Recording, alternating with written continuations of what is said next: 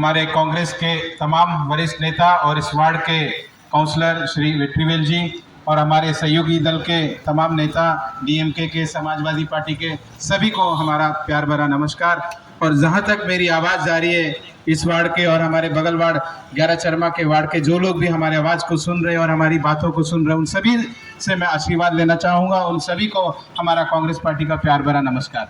जैसा मैं देख पा रहा हूँ कि मेरे सामने अभी जहाँ हम लोग भाषण दे रहे हैं, हमारे जहाँ तक नज़र जा रही है, जितने दूर भी हम देख पा रहे हैं, ये सारे दुकानदार हैं और सारे दुकान भाई हैं और मोस्टली यहाँ बिजनेस पॉपुलेशन है ज़्यादा से ज़्यादा। तो मैं सोच रहा था कि मैं यहाँ पर खड़ा होकर किस टॉपिक पे बात करूँ, तो मुझे याद आया क्यों नहीं मैं जीएसटी टॉपिक के बात करूँ, जीएसटी के बारे में बात करूँगा। मैं इस जगह से आप सबसे पूछना चाहूँगा, ये भाजपा सरकार जो जीएसटी लाया, ये जितने दुकानदार इस बात को सुन रहे हैं, वो कांग्रेस वाले हो या बीजेपी वाले हो, किसी भी पार्टी वाले हो, अपने दिल में एक बार हाथ रख के पूछना, ये जीएसटी जो लाया भाजपा सरकार, इससे आपको क्या फायदा हुआ, इसके बारे में आपको 19 तारीख को सोचना होगा। 19 तारीख को जब आप वोट डालने जाओगे, आपको एक बार सोचना होगा इस जीएसटी को लाने से आपके दुकान में क्या फायदा हुआ, आपका प्रॉफिट में क्या फायदा हुआ, आप लोगों को क्या फायदा हुआ, इसके बारे में एक बार आपको सोचना होगा। जब इन्होंने जीएसटी लाया, कई दुकानदार परेशान थे, कई लोग परेशान थे, क्योंकि अंडमान में इंटरनेट का प्रॉब्लम था, कई तरह का प्रॉब्लम था। आप जीएसटी लाने का आपका मकसद था कि पूरे हिंदुस्तान में सामान का एक दाम होना चाहिए। मैं इस जगह से पूछना चाहूंगा कि आज जो रेट भातुपस्ती में है, वो सामान दिगलीपुर में सेम रेट में मिल सकता है क्या? पॉसिबल है अंडमान में? क्यों आप लोगों ने जीएसटी लाया? इसके ऊपर आपको विचार करना होगा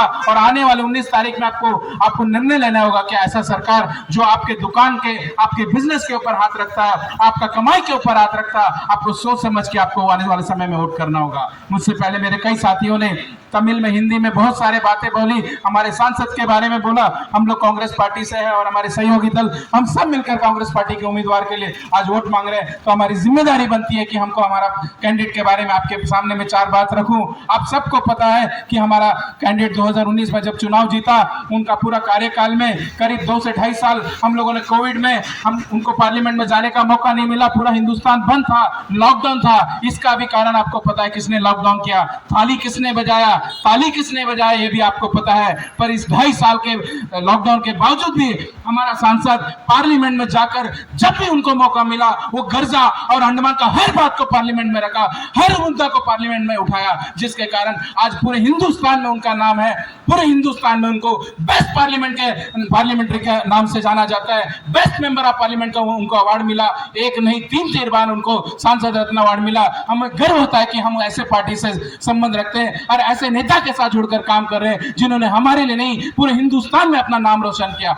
लोग उनसे सवाल पूछते हैं कि वो अंडमान में ऐसा क्या काम किया। मैं उन सबसे सवाल पूछता हूं, आप जाइएगा, सरकार से पूछिएगा, उन सभी से पूछिएगा, उन्होंने ऐसा क्या काम किया, ऐसा पार्लियामेंट में क्या सवाल पूछा, ऐसा कौन सा काम किया जिसके वजह से उनको भारत में संसद रत्न का अवार्ड मिला।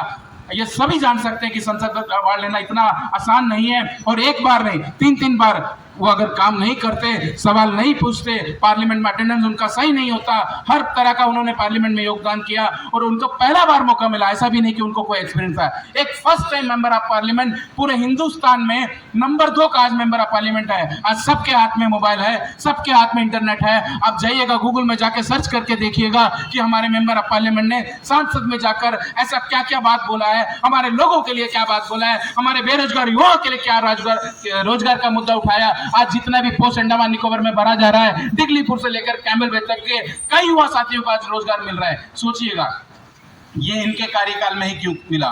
आज बोलने के लिए तो बहुत सारे लोग बहुत सारी बातें करेंगे, रोजगार मेला लगा है, इनका ये कहना है कि मोदी जी ने आकर अंडमान में रोजगार दिया। आज जो रोजगार हमको मिला है या हमारे बच्चों को मिला है, दिगलीपुर से लेकर कैम्बल बे तक के बच्चों का जो रोजगार मिल रहा है, ये 10,000 पोस्ट पिछले कई सालों से भाजपा के टाइम से इसको बंद करके रखा। इससे पहले 2019 से पहले भाजपा का सरकार था, भाजपा का सांसद था अंडमान में, फिर भी अंडमान में ये पोस्ट नहीं निकला। पर आज अंडमान में जब से हमारा सांसद जी आए, पार्लियामेंट में बार बार जाकर ये आवाज उठाया, पार्लियामेंट में हर रोज इस बात को रखा, पार्लियामेंट के प्राइम मिनिस्टर से, देश के गृह मंत्री से हर बार चिट्ठी लिख कर आज अंडमान में हमारे बच्चों को रोजगार मिल रहा है। लोग पूछते हैं कि पार्लियामेंट में आवाज उठाने से क्या फायदा, पार्लियामेंट में आवाज अगर चिट्ठी डालने से क्या फायदा। ये भारत सरकार की जिम्मेदारी होती है। अगर कोई सांसद पार्लियामेंट में अगर आवाज उठाता है, उसका जवाब सही भारत सरकार को होता है, उसका जवाब देना पड़ता है। लोगों को रिप्लाई देना पड़ता है कि पार्लियामेंट में अगर कोई सांसद कोई सवाल पूछा तो उसको जवाब मिलता है, उसके हिसाब से आज अंडमान में काम हो रहा है। मैं इस मंच से आप सबसे पूछना चाहूंगा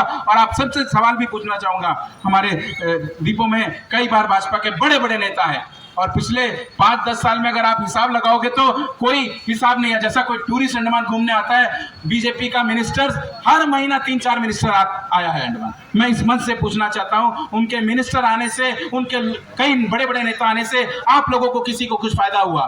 दिल में हाथ रख के बताइएगा, आप लोगों को कुछ फायदा हुआ या नहीं हुआ? मेरे सामने में जब एनएच का रोड दिख रहा है, यहाँ पर बोर्ड भी लगा है एनएच का। ये रोड अंडमान का कोई लोकल कॉन्ट्रैक्टर नहीं बनाया, ये रोड अंडमान का कोई हमारा यहाँ का कोई युवा साथी नहीं बनाया, ये अंडमान का छोटा मोटा कॉन्ट्रैक्टर या क्लास 1 कॉन्ट्रैक्टर, कोई भी बड़ा कॉन्ट्रैक्टर ये रोड को नहीं बना। इस रोड को बनाने के लिए भी भाजपा सरकार ने बाहर के लोगों को इस रोड का काम दिया, बाहर का कॉन्ट्रैक्टर आके इसको बनाया। मैं इस मंच से पूछना चाहता हूँ और उन तमाम भाजपा के लोगों से पूछना चाहता हूँ। मैं कुछ देर पहले एक वीडियो देख रहा था यूट्यूब में, भाजपा का एक बड़ा नेता यूट्यूब में बोल रहा था कि हमारा सांसद पार्लियामेंट में आवाज उठाकर बार-बार आवाज उठाया, जिसके वजह से अंडमान में आज एनएच आया और जिसके वजह से आज अंडमान में चौड़ा सड़क बन रहा है। मैं पूछना चाहूंगा, अगर आप एनएच की बात करते हो, आप जाइए बाराटांग से लेकर डिगलीपुर तक का सड़क देखिए, आपको समझ में आएगा कि एनएच रोड क्या है। आज लोग किस तरह का तकलीफ उठा रहे हैं, किस तरह का प्रॉब्लम फेस कर रहे हैं। आज अगर वो एनएच के बदले में अगर आज वो रोड पीडब्ल्यूडी के पास होता तो कई हजार बच्चे उस रोड में काम कर रहे होते, कई हजार बेरोजगार युवाओं को रोड पे कॉन्ट्रैक्ट मिला होता, कई हमारे अंडमान के कॉन्ट्रैक्ट, अंडमान का पैसा अंडमान में होता काम करके। पर नहीं, आप लोगों ने अंडमान का काम बाहर वालों को देकर बाहर वालों का जेब भरने का काम किया। आज मैं इससे पहले हम लोग नीचे वेजिटेबल मार्केट में थे और अगर मेरी आवाज वहां भी जा रही है और यहाँ पर काफी कलकत्ता के लोग, बंगाली लोग रह रहे हैं, मैं उन सभी से एक बात पूछना चाहूंगा। आप याद करिएगा, जब अंडमान आप आते थे और यहाँ से जब अंडमान से वापस कलकत्ता जाते थे, आपके सामने जहाज होता था, हम लोग बड़ा आसानी से आपको जहाज में टिकट मिलता था, बहुत कम पैसे से आप अंडमान से कलकत्ता जा सकते थे और बहुत कम पैसे से कलकत्ता से अंडमान आ सकते थे। पर आज आपके पास न जाने के लिए जहाज है, अगर हवाई जहाज में जाना है तो पूरा साल का कमाई खाली आपका टिकट में चला जाता है। मैं आपको एक सच बात आपके सामने लाना चाहता हूं, हम सबका पैसा, यहाँ जितने लोग खड़े हैं, हम सबका टैक्स का पैसा, यहाँ जितने दुकान भाड़े, उन सभी का टैक्स का पैसा, जहां तक मेरी आवाज जा रही, आप सभी का टैक्स का पैसा से अंडमान के लिए 2 बड़ा जहाज का डिमांड किया गया था। 2 जहाज बनकर खत्म, रेडी हो गया था, जहाज हमको मिलने वाला था, पर उस जहाज को अंडमान का प्रशासन और ये भाजपा सरकार, उस जहाज को, हमारा अंडमान का जहाज, हम लोग अपने पैसे से, हम सबका टैक्स का पैसा से जो जहाज बना, उसको डिफेंस को दे दिया, ये बोलकर कि अंडमान में उस जहाज का जरूरत नहीं है। मैं इस मंच से उन तमाम भाजपा के लोगों से और खासकर आज हमारा जो भाजपा का उम्मीदवार है विष्णुपद राय जी से, उसका एक्सप्लेनेशन मांगना चाहता हूं। आप आइएगा, जवाब दीजिएगा, क्या कारण है आपने हमारे अंडमान का 2 जहाज जो हमारे पैसे से, हम बच्चों के पैसे से और यहाँ पे जितने भी दुकानदारों को टैक्स पैसे से उस जहाज को ऑर्डर दिया गया था और जहाज बनकर कंप्लीट हो गया था, क्यों उस जहाज को आपने डिफेंस को दे दिया? अगर वो जहाज हमारे पास होता तो हमारे यहाँ जितने भी बंगाली भाई है, जितने भी तमिल भाई है, आराम से जहाज पर जा सकते थे। और वो जहाज बहुत नया टेक्नोलॉजी से बना था, जिससे आप 1.5 से 2 दिन में यहाँ से चेन्नई पहुंच सकते थे, जहां आपका एक और आपका टिकट 20 से 25 हजार आज है, आराम से आप 2,000-3,000 के रुपए में यहाँ से कलकत्ता, यहाँ से चेन्नई जा सकते थे। पर इस चीज को आपने अंडमान का जहाज को दूसरे को दे दिया, इंडियन आर्मी को दे दिया। अगर आप यूट्यूब में जाकर देखोगे तो हमारा सांसद पार्लियामेंट में चिल्ला चिल्ला कर रिक्वेस्ट किया भारत सरकार से, हाथ जोड़कर विनती किया कि इस जहाज को हमारे अंडमान के लिए दे दीजिएगा। अंडमान में काफी जरूरत है इस जहाज का, आने जाने में लोगों को दिक्कत होता है, फ्लाइट में काफी फेयर ज्यादा है और अंडमान में हमेशा डिजास्टर का, कभी सुनामी, कभी साइक्लोन आता है, तो इसको डिजास्टर में भी यूज किया जा सकता है करके हमारे पार्लियामेंट में हमारे सांसद ने कई बार रिक्वेस्ट किया भारत सरकार से, पर भारत सरकार ने नहीं सुना और भाजपा के किसी ने भी इस जहाज का मुद्दा को लेकर आवाज नहीं उठाया, ना कि सड़क पे कभी आंदोलन किया। आज वो जहाज भारत सरकार ने, अंडमान का जहाज, अंडमान के लोगों का पैसा का जहाज, हमारे बच्चों का टैक्स का पैसा, हमारे सबका टैक्स का पैसा से जिस जहाज को बना, आज उसको, उस जहाज को इंडियन आर्मी को दे दिया। इस बताने का ये मतलब है कि कभी भी भाजपा के लोग या हमारा विष्णुपद राय जी ने अंडमान के बारे में सोचा नहीं। मैं आप सबको बताना चाहूंगा, क्योंकि यहाँ दुकानदार भाई है, अगर कोविड में कभी किसी को सबसे ज्यादा नुकसान अगर किसी को पहुंचा है तो इन सभी जो हमारे सामने जो दुकानदार दिख रहे हैं, सबसे ज्यादा तकलीफ, सबसे ज्यादा नुकसान अगर किसी को पहुंचा है तो इस दुकान वालों को पहुंचा। आप याद करिए, आज से कई साल पहले सुनामी भी आया था, किसी को याद है सुनामी आया था? और अंडमान में जब सुनामी आया था तो उस वक्त अंडमान में जितने भी बैंक में लोन था, जितने भी लोगों का लोन था, उस वक्त कांग्रेस गवर्नमेंट, यूपीए गवर्नमेंट बहुत सारे बैंक के लोगों का, ओडी बहुत सारे छोटे दुकानदार का लोन माफ कर दिया। पर आज जब कोविड के समय में जब सारे दुकानदार भाई 2-2.5 महीना दुकान बंद करके रखे, कोई 4 महीना दुकान बंद करके, किसी का 1 रुपया इंटरेस्ट भी नहीं माफ हुआ, सारा पैसा सूद समेत भारत सरकार ने लिया। ये है भाजपा सरकार की सोच। आपको समझना होगा कि कांग्रेस पार्टी और बीजेपी पार्टी में क्या फर्क है, हमारा नेता और उनके नेता में क्या फर्क है। हमारा नेता जाता है पार्लियामेंट में, हमारे बेरोजगार युवाओं के लिए, अंडमानी युवाओं के लिए 100% जॉब रिजर्वेशन की बात करता है। जो बच्चा अंडमान में पढ़ता है, जो बच्चा यहाँ पैदा होता है, उन लोगों का नौकरी के लिए बात करता है। पर हमारा दूसरा सांसद जो पिछले 2019 से पहले 15 साल सांसद था, वो पार्लियामेंट में जाता है और चिल्ला चिल्ला कर बोलता है कि जरवा के पेट में गोरा बच्चा पैदा हो गया। जरवा का पेट में अगर गोरा बच्चा पैदा हो गया तो आप किसके ऊपर लांछन लगा रहे हो, किसको बदनाम करने का कोशिश कर रहे हो, वो भी यहाँ वहां नहीं, पार्लियामेंट में जाकर अंडमान के लोगों को, अंडमान के युवाओं को, अंडमान के उन तमाम मर्दों का बदनाम करने का काम पार्लियामेंट में जाकर कर रहे हो। जिसके आवाज उठाने से आपका, जब आपने पार्लियामेंट में ये बात रखा कि जरवा के पेट में गोरा बच्चा हुआ, उसके बाद से 12 टांग से लेकर डिगलीपुर तक का जितना भी सड़क है, जितना भी बफर जोन है, वहां पर वो सारा एरिया पे कानूनी पाबंदी ज्यादा होना शुरू हो गया। एटीआर पे बफर जोन लग गया, पैट रेगुलेशन आ गया, हर तरह का रूल रेगुलेशन हो गया। एक आपका स्टेटमेंट पार्लियामेंट में आने के बाद इतना सारा प्रॉब्लम हुआ, आज भी लोग कन्वे में जाते हैं, आज भी कितना सारा तकलीफ है। ये केवल विष्णु जी के एक भाषण से, पार्लियामेंट के भाषण से इतना तकलीफ हम लोग को हुआ। उसके बाद मैंने देखा आजकल तो भाषण छोड़ दीजिए, पार्लियामेंट में आजकल मोबाइल में भी अगर आप जाके देखिएगा, कई तरह का ऑडियो अपलोड करते हैं, कई तरह का अपना खुद का लिखा हुआ भाषण डाल देते हैं, खुद का बोला हुआ ऑडियो अपलोड करते हैं, हर किसी के ऊपर आरोप लगाते हैं। वो हमारे सांसद के ऊपर तो कई तरह का आरोप लगाए, कई बार उनको चोर बोला, कई तरह का भाषण दिए, कांग्रेस पार्टी को चोर बोलते हैं, हर किसी को चोर बोलते हैं। आज ये हद ये हो गया कि वो बोलते बोलते वो भूल भी गए कि आज कुछ इनको चोर बोल रहे हैं, वो अपने पार्टी के लोगों को भी चोर बोलने लगे। मैं इस मंच से, मैंने पहले भी अपने दूसरे भाषण में दूसरे जगह में बोला, मैं इस मंच से विष्णु जी से चैलेंज करता हूं और आपसे रिक्वेस्ट करता हूं, 19 में हमारा चुनाव है, 19 तारीख को हम लोग सब वोट डालने जाएंगे, अंडमान की सारे जनता वोट डालने जाएंगे। उससे पहले आप आइए, जगह जगह मंच लगाइए और लोगों को बताइए कि आपने जिन जिन लोगों पर आरोप लगाया, जिन जिन के ऊपर आपने चोर बोलकर आरोप लगाया, एक आरोप सिद्ध करिएगा, एक सिंगल आरोप।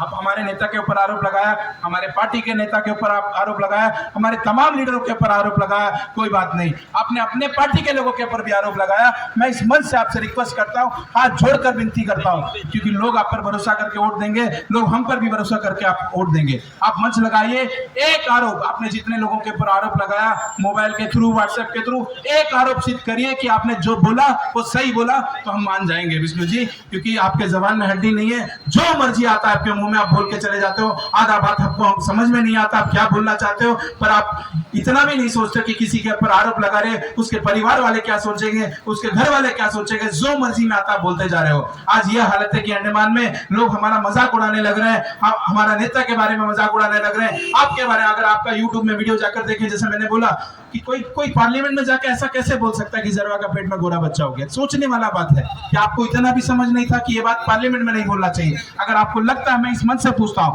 आप जब पार्लियामेंट में बोल रहे थे ना कि 3 नाम भी है आपके पास, आप लगाइए ना मंच, लोगों के सामने में सबूत दे दीजिए, कहाँ है वो 3 बच्चा, कहाँ है वो नाम, लाइए लोगों के सामने में लाके बताइएगा।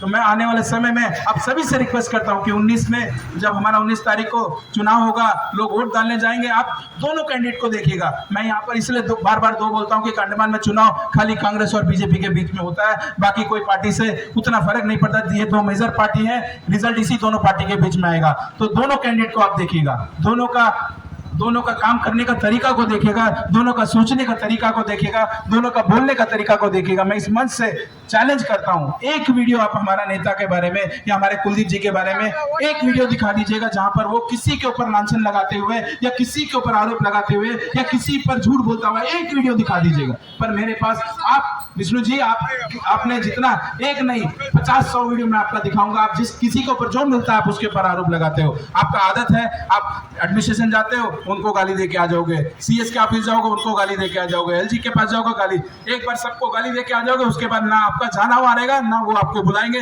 और आगे से आप हाथ खड़ा कर दोगे, भाई मेरा तो कोई बात सुनता नहीं।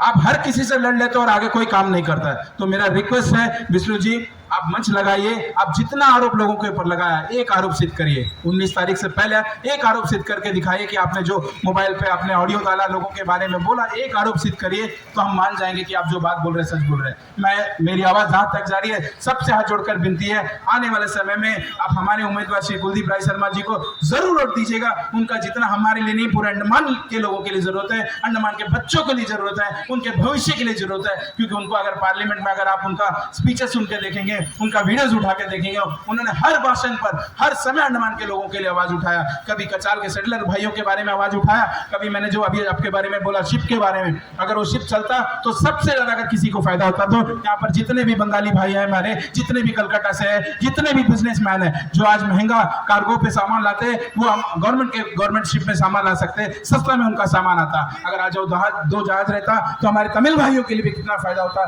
चलने से जब जहाज खोले रहता तो आसानी से लोग आ सकते, कम खर्चा में आ सकते थे। इस तरह का आवाज हमारा पार्लियामेंट में हमारा सांसद उठाता आया गया और आने वाले समय भी अगर हम उनको मौका देंगे, बहुत सारा मुद्दा है। अंडमान को बचाना है तो कुलदीप जी को लाना है, अंडमान के हर काम के लिए अंडमान में कुलदीप जी को लाना है, डेवलपमेंट के लिए लाना है। क्योंकि हम लोगों ने देखा भाजपा सरकार का एक भी आप प्रोजेक्ट दिखाइए ना लोगों के सामने, आप जाके देखिएगा यहाँ में बहुत जगह सोलर लगा। मैं आपसे पूछना चाहूंगा, ये सोच देखिएगा कितना मतलब कैसे सोचते मुझे समझ में नहीं आता। अंडमान में 6 से 8 महीना बारिश आता है, सभी को पता होगा अंडमान में 6 से 8 महीना बारिश आता है। आप यहाँ कोना में जाके देखिए, जगह से पूरा सोलर पैनल बिछा दिया, वहां जाके देखिए पूरा खेती में सोलर पैनल।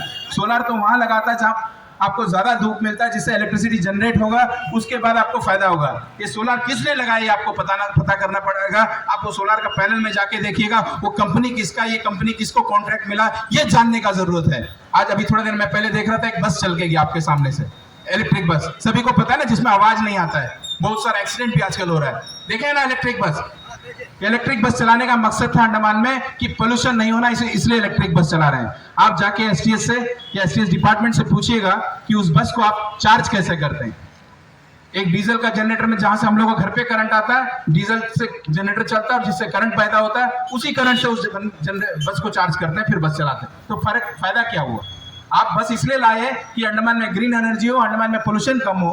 आप उस बस को दोबारा चार्ज करने के लिए उतना ही डीजल जला रहे हो, तो मतलब क्या हुआ? मतलब ये हुआ कि उस बस को लाने के लिए किसी बड़ा ठेकेदार को बहुत मोटा पैसा मिला होगा। ये आपको समझना पड़ेगा, उस बस का कीमत आपको समझना पड़ेगा, उस बस का ब्रांड को समझना पड़ेगा, वो बस किस स्टेट से आया आपको समझना पड़ेगा, कौन सा नेता सप्लाई किया ये आपको समझना पड़ेगा, और किसके सरकार में आया ये आपको समझना पड़ेगा। आप घर में देखिएगा, मैं अभी तक 3-4 घर किराया घर में रहा, मैं 1.5-2 साल 3 साल में देखा 3-4 बार मीटर बदल दिया, कभी डिजिटल मीटर, कभी स्मार्ट मीटर। अरे ये क्या बात है? अगर आपको लगाना है तो आप शुरू में स्मार्ट मीटर लगा दीजिए। एक डिजिटल मीटर, एक स्मार्ट मीटर खाली आपके घर में नहीं लगता है, ये पूरा हिंदुस्तान में चेंज होता है। आप सोच के देखिएगा, पूरा हिंदुस्तान का पॉलिसी बदल देते हैं। एक 1.5-2 साल के लिए डिजिटल मीटर, फिर 1.5-2 साल के लिए फिर पूरा स्मार्ट मीटर। अभी आप देखिएगा, ये जितना स्ट्रीट लाइट, आप मेरे वेट्रीवेल भाई को अगर मैं पूछूंगा, अंडमान में जितना भी स्ट्रीट लाइट है ना, सब में एक प्राइवेट कंपनी है जिनको लाइट लगाने का काम दिया। पहले यही हमारे काउंसलर, बल्ब फ्यूज होता तो कहीं ना कहीं से अरेंज करके उसको जलाने का काम कर सकते, पर आज उनके हाथ में वो ताकत नहीं है। आज उनके हाथ में ताकत नहीं है। उनके हाथ में ताकत कब था? जब कांग्रेस का गवर्नमेंट था और कांग्रेस का म्युनिसिपल काउंसिल था, जब उनके हाथ में ताकत था। आज उनके हाथ में ये भी ताकत नहीं है कि उस बल्ब को चेंज कर ले, क्योंकि वो पूरा कॉन्ट्रैक्ट, पूरा टेंडर बाहर वालों के पास में है। लाइट भी बाहर से आता है। स्मार्ट सिटी के नाम से हर चीज मैंने जिस बस के बारे में बात किया, यही बस है। इस बस को चार्ज करने के लिए डीजल का जनरेटर से चार्ज करते हैं, फिर बस चलाते हैं। तो ये सोचने वाला बात है। इस सरकार की सोच के ऊपर आपको सोचना पड़ेगा, सोच समझ के आपको वोट करना पड़ेगा। मैं म्युनिसिपल काउंसिल के बारे में बोला तो मैं उसी पे आना चाहूंगा। आज अंडमान में भाजपा का म्युनिसिपल काउंसिल है और पिछले साल भी भाजपा का काउंसिल है। मेरे पीछे काउंसलर जी हैं। इससे पहले आप याद करिएगा, जब कांग्रेस का गवर्नमेंट हुआ करता था, कांग्रेस का सरकार हुआ करता था, एक जिला परिषद अध्यक्ष को या म्युनिसिपल चेयरमैन को कितना पावर होता था, अगर वेटरी जी से पूछेंगे तो उससे बेहतर कोई नहीं जान सकते। इनके पिताजी भी यहाँ के एक टाइम में प्रधान होते थे, उनके पास कितना पावर होता था आप सभी को जानते हैं। वो किस तरह का काम करा सकते थे, क्योंकि पंचायत को कवर भारत सरकार के थ्रू, कांग्रेस पार्टी के थ्रू मिला था, क्योंकि देश कांग्रेस पार्टी चला रहा था। अंडमान में भी कांग्रेस के लोग थे तो हमको ताकत मिलता था। आज हमारा जिला परिषद का अध्यक्ष का पावर हो या म्युनिसिपल का चेयरमैन का पावर हो, हर पावर को छीन कर एडमिनिस्ट्रेशन के पास रख दिएगा। ये किसका सोच है आपको समझना होगा। ये कभी कांग्रेस गवर्नमेंट में नहीं हुआ। आज जो अंडमान में एक हालत है, मैं जो बोलना पड़ेगा, क्योंकि मैं म्युनिसिपल के बारे में बात कर रहा हूँ। अंडमान में चुनाव चल रहा है, 19 में हमारा इलेक्शन है। पिछले 20 दिन पहले 15-20 दिन पहले पीबीएमसी का टेन्योर खत्म हो गया, उनका चुनाव होना है, एक चेयरमैन का चुनाव होना है, पूरा अंडमान का प्रशासन कोर्ट के ऊपर कोर्ट चक्कर लगा रहा है कि उस चुनाव को नहीं कराना है। भाई क्यों नहीं कराना है? 2 घंटा का चुनाव है, अब चुनाव करिए, नया चेयरमैन को बना दीजिए। क्या कारण है आप चुनाव नहीं करवा रहे हो? क्या डर है आपको चुनाव कराने में? ये आपको समझना होगा। अगर बहुत ज्यादा जानकारी चाहिए तो आप वेट्री जी से मिलिए, आपको बढ़िया से समझा देंगे क्यों ये लोग चुनाव नहीं करा रहे। लोकसभा का चुनाव अलग है, ये म्युनिसिपल काउंसिल का चुनाव है। ज्यादा से ज्यादा मुझे लगता है 2 घंटा में सब कुछ खत्म हो जाए। 2 घंटा का चुनाव नहीं करा सकते। आज नीचे कोर्ट में, फिर उसके बाद हाई कोर्ट में, उसके बाद सुप्रीम कोर्ट में भी चलेगा कि ये चुनाव नहीं होना है, ये चुनाव इलेक्शन के बाद में होना है, क्योंकि उनको डर है अगर चुनाव होगा तो वापस वहां पे कांग्रेस का सरकार बनेगा और कांग्रेस का चेयरमैन बैठेगा, इसलिए उनको डर है, ये चुनाव को नहीं करा रहे। तो आप सबसे रिक्वेस्ट है, आने वाला में समय में आप सोच समझ के वोट देना, क्योंकि इनका इस सरकार का मंशा ही नहीं अंडमान के लोगों का डेवलपमेंट के लिए, अंडमान के बेरोजगार युवाओं के रोजगार के किसी के तरह का डेवलपमेंट के नहीं है। मैं जो बस बोला ये बाहर वाला, इसके बाद और जो एसी बस भी चल रहा है, आप उस बस के बारे में पता करिए। वो बस एक भी बस अंडमान का बस नहीं है, वो प्राइवेट बस है, एक प्राइवेट कंपनी ने दिया, अंडमान का एडमिनिस्ट्रेशन खुद चला रहा है, वो पैसा भी बाहर जा रहा है। हर चीज बाहर वालों को फायदा देने का काम कर रहा है। तो आपको सोच समझ के अपने बच्चे के भविष्य के लिए, अंडमान का फ्यूचर के लिए, अंडमान का डेवलपमेंट के लिए 19 तारीख को आप अंडमान के हमारे कांग्रेस के उम्मीदवार और अभी हमारा जो मेंबर ऑफ पार्लियामेंट है उनको एक बार फिर दोबारा हाथ के निशान पर बटन दबाकर उनको विजयी बनाइए और भारी से भारी बहुमत देकर उनको विजय बनाइए। इन्हीं चंद शब्दों के साथ अपने मैं वक्तव्य को यहीं पर रोकता हूँ। वंदे मातरम, जय हिंद।